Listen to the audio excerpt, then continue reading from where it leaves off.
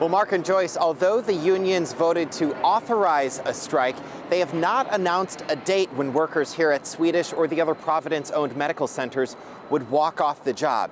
That's a move that could potentially disrupt medical care for thousands of patients.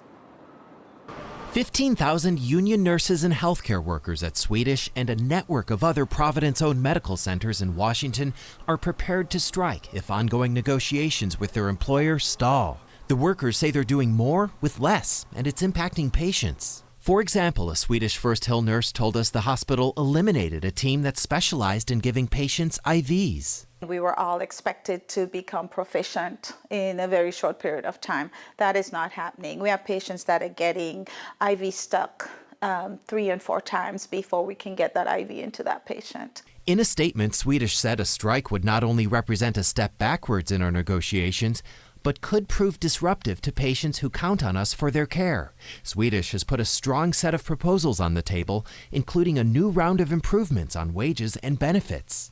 There's still time to reach an agreement. The unions say they have bargaining sessions scheduled with Swedish-Providence on November 18th and December 9th. If the two sides cannot come to an agreement, the unions say they'll give 10 days' notice before walking off the job. Do you think the union and the hospital managers will find some common ground in the coming weeks? We sure are hoping for that. The one thing that we do not want is a strike. Our members do not want a strike. Our co-workers does not want a strike. How serious are you? We're very serious because we want to stand up for safe care.